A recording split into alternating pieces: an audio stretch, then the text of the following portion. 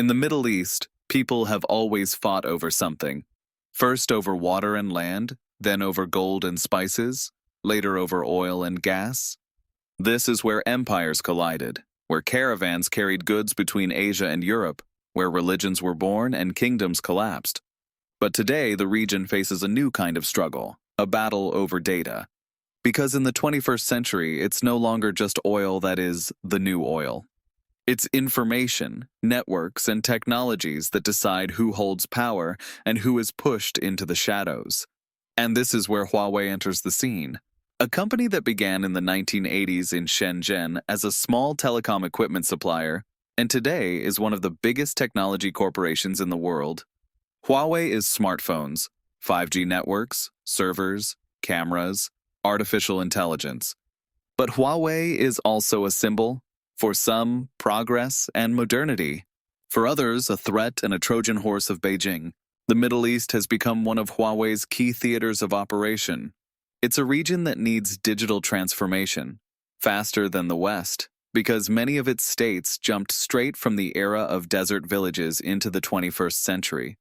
There were no decades of gradual evolution. Cities like Dubai, Riyadh, or Doha rose from the sand in a few decades, building skyscrapers, airports, and mega projects.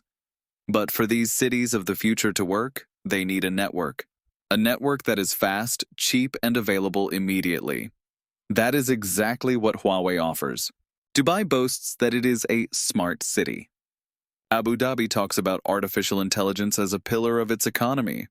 Saudi Arabia plans NEOM, a futuristic city meant to reshape the image of the entire region. Egypt is investing in a new administrative capital, packed with cameras and digital systems. In each of these projects, Chinese technology companies appear, with Huawei at the front. But Huawei is not only about convenience and speed. It is also about control. The same network that lets you send a video from your phone can also be used to monitor citizens. The same cameras that record traffic can also recognize the faces of protesters. The same server that stores data on energy usage can also collect information about the daily lives of millions. That is why Huawei in the Middle East is not just a company, it is a geopolitical instrument. For China, a way to penetrate deeper into a region that, for decades, was under U.S. influence. For Arab states, a way to quickly catch up technologically and to show that they are part of global modernity. For the United States, a threat that their closest allies may grow increasingly dependent on systems that are Chinese in every cable and every line of code. This prologue is a story about the quiet eye of Beijing appearing in the cities of the desert, about a company that has become a symbol of a new era, and about a region where digital infrastructure is being built faster than almost anywhere else. The Middle East is welcoming Huawei with open arms, because it needs networks, it needs technology. It needs a symbol that it belongs to the global future. But along with this embrace comes a question. Who really controls that future? Because it may turn out that in Dubai, Riyadh, or Tel Aviv, it's not just about smartphones and the internet. It's about who has access to data, who controls the cables, and who gains an edge in a world where power flows not only from barrels of oil, but from billions of gigabytes of information. Huawei in the Middle East is not a story about phones. It is a story about how a Chinese company became part of a global game in which the stakes are nothing less than the future of the entire region. Dubai has long liked to call itself a city of the future. The Emirates' rulers know that in a world where every country competes for attention, you have to offer something unique. That is why Dubai builds the tallest skyscrapers, the largest malls, artificial palm-shaped islands, and an airport that handles tens of millions of passengers a year. But in the 21st century, the true symbol of modernity is no longer buildings or roads. It's data, the networks that wrap around a city, the cameras that record every movement, the apps that let you deal with bureaucracy in minutes. And it's in this new domain that Dubai let Huawei into its bloodstream. It was the Chinese firm that became one of the main partners in rolling out 5G networks in the United Arab Emirates. Thanks to Huawei, Dubai ended up in the global vanguard in terms of mobile speeds and next-generation coverage. Chinese transmitters and servers form the digital backbone of the city. Huawei supplies not just telecom hardware, but also solutions for transport, security, and public administration. License plate recognition on highways, CCTV in the metro, even smart street lighting. In many of these systems, Chinese technology lurks in the background. Abu Dhabi goes even further. The capital has been investing in artificial intelligence for years. It created the world's first ministry of AI. Huawei and other Chinese firms found a natural partner there. Together with local institutions, they are developing systems to support internal security, urban management, and even education. AI is meant to help control traffic, analyze medical data, and underpin social monitoring. At first glance, all of this looks impressive. Residents of Dubai and Abu Dhabi enjoy fast internet, city apps, smart public services. The cities become more convenient and more efficient, and governments can boast that they outpace the West in digital transformation. But under this futuristic facade lies a question that analysts ask with increasing urgency. Who really controls this infrastructure? Because 5G is not just quick internet on your phone. It's the network that connects everything, from self-driving cars to power systems. If the foundation of that network comes from a Chinese company, is the state truly sovereign? Do the data that millions of residents generate every day remain only in local hands? Or do they also become part of Beijing's global game? The United States has repeatedly warned the Emirates about Huawei. Officials called it a Trojan horse that could serve espionage and control. But Dubai and Abu Dhabi chose a different path. For them, Chinese technology meant speed, lower costs, and a willingness to cooperate without political conditions. For Washington, it was a betrayal. For Beijing, a huge victory. Walking through the streets of Dubai, you see smart crosswalks, surveillance in the metro, cameras on junctions. It all looks like modernity. But it is also a reminder that the Middle East is becoming one of the first regions where Huawei is not just selling phones, it is building the digital infrastructure of entire cities. Dubai and Abu Dhabi are not exceptions. They are laboratories, places where the Chinese vision of a smart city merges with the Arab vision of a city of the future. And it is here that we see most clearly that the Belt and Road today runs not only through ports and railways, but also through fiber-optic cables and server farms. For decades, Saudi Arabia was synonymous with desert, oil, and holy cities. But Crown Prince Mohammed bin Salman decided to break that image. His Vision 2030 is not only an economic transformation plan, it is an attempt to remake the country from top to bottom. And in this rebuilding, alongside Aramco, construction giants, and American consultants, a company appears that symbolizes a new era: Huawei. The Chinese came into Saudi Arabia just as Riyadh was launching its digital revolution. Huawei became one of the key partners in building the kingdom's 5G network. This was no accident. The Saudis knew they needed digital infrastructure that could support not just mobile phones but smart cities, new transport systems, security, and e-government. And they knew that the Americans would hesitate, set conditions, and demand political loyalty. Huawei offered solutions here and now. Data centers are being built in Riyadh, and Huawei is part of that. These are the places where information about citizens, transactions, and public services is stored. This is where the digital backbone of Saudi Arabia is emerging. Chinese systems also appear in government, education, and healthcare, from e-learning to telemedicine. For the Saudi authorities, this is a huge leap forward. But the true symbol of Huawei's partnership with Saudi Arabia is Neom, the futuristic city in the north of the country. On paper, it is a place where everything will be connected: transport, energy, commerce, and daily life. A city to be controlled by artificial intelligence, without cars, without pollution, under full technological oversight. To create something like this, you need a partner that can build infrastructure from scratch. That partner is Huawei. Huawei supplies Neom's telecom solutions, helps build data centers and management systems. The company is also involved in deploying image recognition technologies that will be part of the city's security framework. In practice, this means that Neom, the project meant to symbolize Saudi Arabia's future, will rest to a significant extent on Chinese digital foundations. For Riyadh, cooperation with Huawei is both practical and symbolic. It shows that Saudi Arabia is no longer dependent solely on the United States. It shows that it can choose a partner that provides technology without political pressure. And it shows that the kingdom wants to be part of a global network in which China plays an ever bigger role. But there is a shadow over all this. That same infrastructure that enables smart cities can also be a tool of surveillance and control.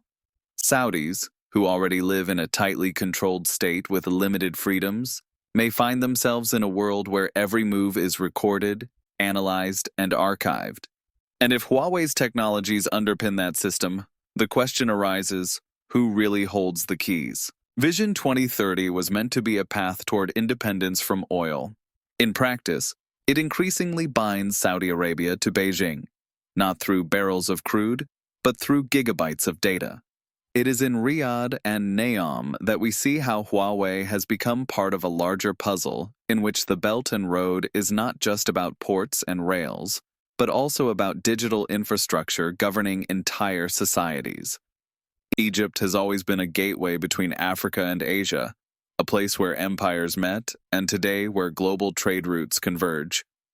Thanks to the Suez Canal, the Nile State is one of the most important nodes in the world economy. But Egypt is also a country where digital transformation is only just gaining speed. And it is here that Huawei found room to become Cairo's main partner in stepping into the 21st century. For several years now, the Egyptian government has been building a new administrative capital in the desert, some 40-50 kilometers from Cairo. It is a massive project meant to relieve the overcrowded metropolis and symbolize the country's modernization. In this new capital, every office, every street, every system is supposed to be digitally connected. It's not just buildings and roads, but smart lights, surveillance systems, digital government, and online public services. In this context, Huawei plays a central role. The Chinese company supplies the telecom infrastructure, 5G networks, and data centers.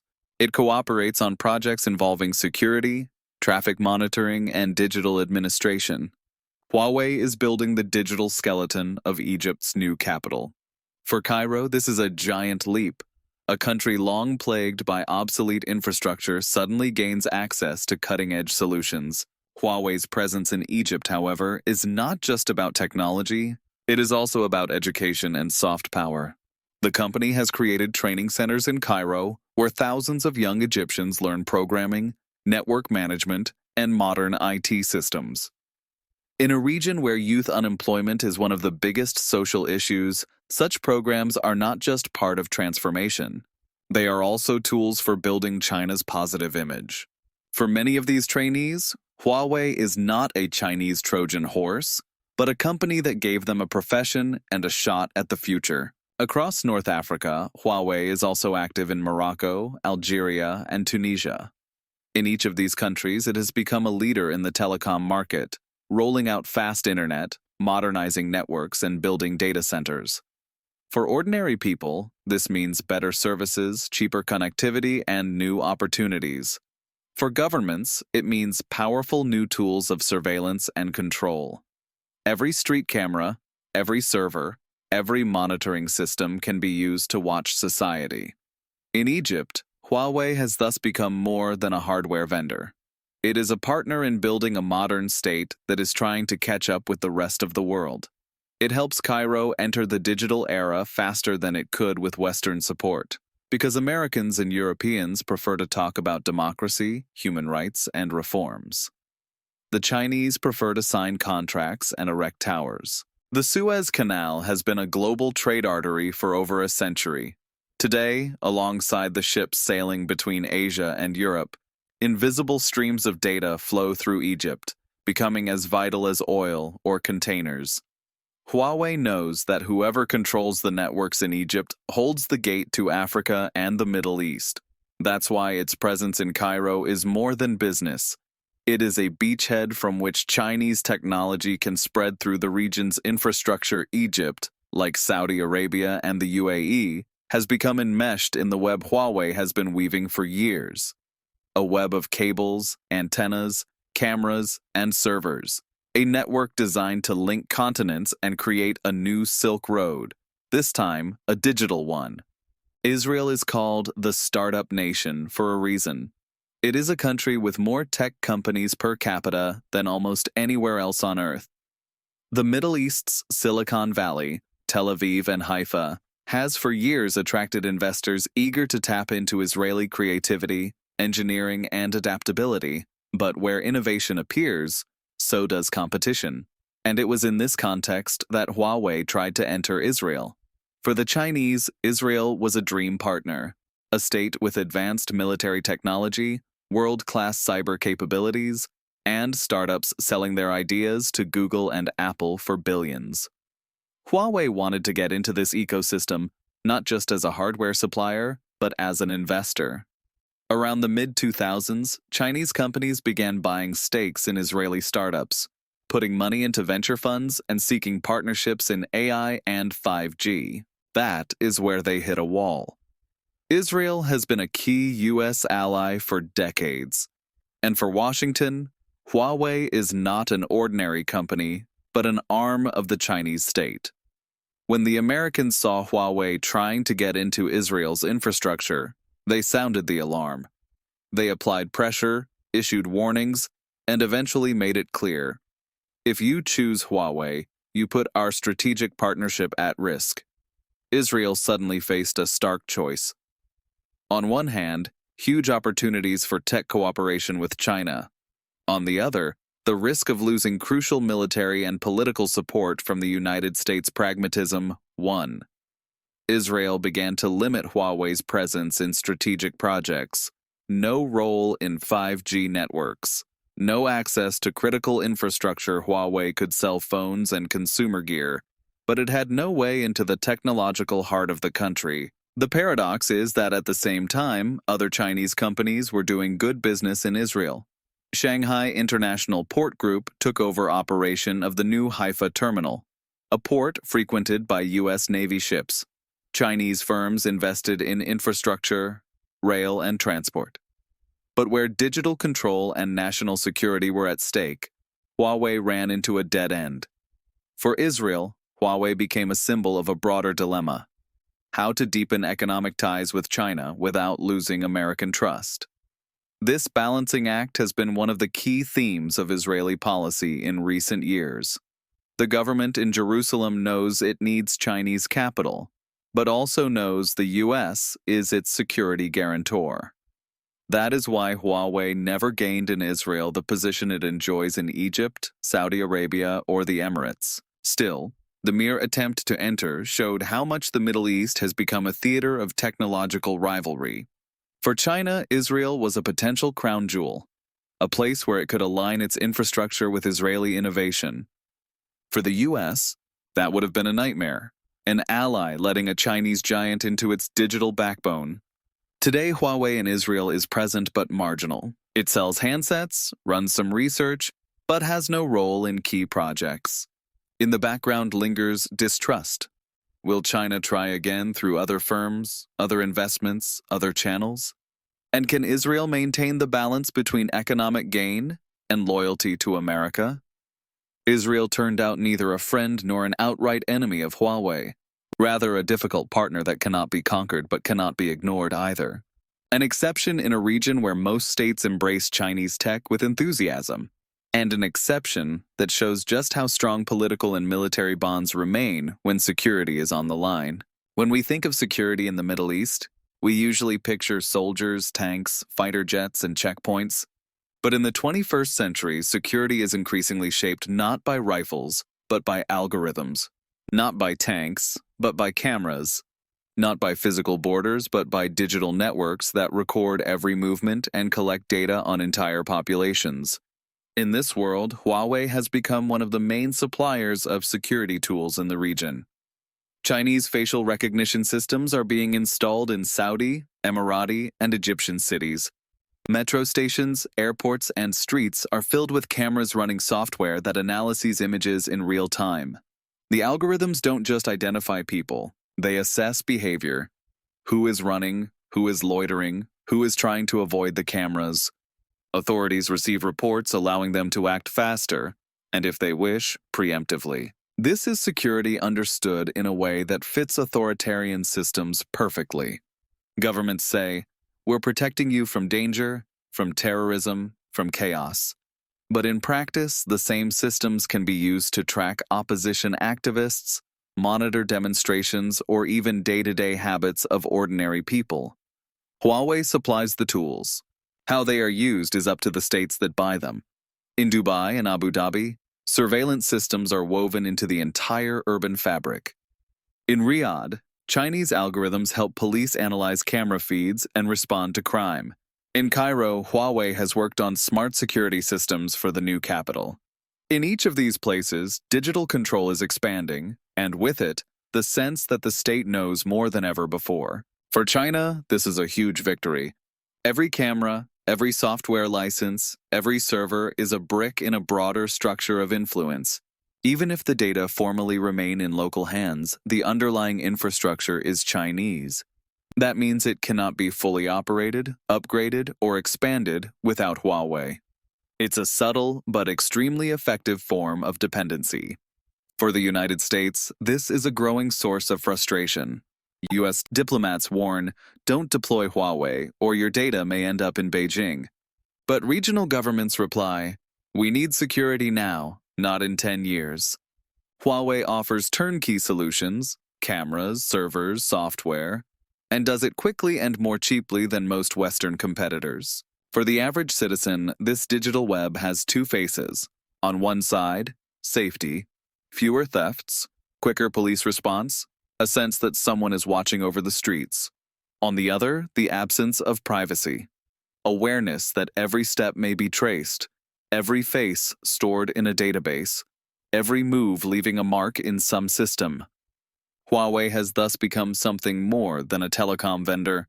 It is the purveyor of a digital umbrella stretching over the Middle East. That umbrella protects regimes from threats, but also lets them keep their societies under a level of control earlier generations of autocrats could only dream of. Here, in a region long associated with chaos and conflict, Chinese technology is being tested on an unprecedented scale, and its effectiveness is convincing more and more states to shelter beneath it. In a world where security itself becomes a currency, Huawei provides it faster and more efficiently than almost anyone else. The Middle East has always been a place where the fate of the world was decided. In antiquity, trade routes and empires. In the 20th century, oil and gas. In the 21st century, technologies and data. And now, as the region undergoes a rapid transformation, Huawei has become one of the most important players in this game. In Dubai and Abu Dhabi, Chinese technologies build smart cities meant to symbolize the future. In Riyadh and Neom, Huawei creates the digital backbone of Vision 2030. In Egypt, it underpins the new capital, merging infrastructure with education and soft power. In Israel, it tries to enter the world of startups, but runs into a wall raised by the Americans. And in the background everywhere are cameras, servers, and algorithms redefining what security means. Huawei is not just a hardware supplier, it is a tool of Beijing's strategy, enabling China to extend its influence where the West is tired, distracted, or unwilling to engage. It is a company that gives Middle Eastern states technology without moral preaching, without political conditions, without delay.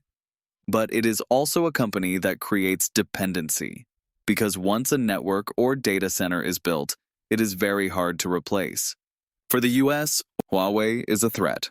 For China, a key to global ascendancy. For the Middle East, a choice between convenience and independence, between the speed of development and the risk of losing control over its own data. That is why the story of Huawei in the Middle East is not a story about phones or the internet. It is a story of how data became the region's new oil, how smart cities turned into testing grounds for surveillance technologies, and how the Middle East, once again in history, became a place where empires collide, this time not on desert battlefields, but in the invisible realm of cables, servers, and algorithms. On the world map, the shadow of Huawei is growing clearer, a shadow that falls across the Middle East as well. And the question that remains is this: Will that shadow prove to be a protective canopy, or a weight the region will no longer be able to shake off?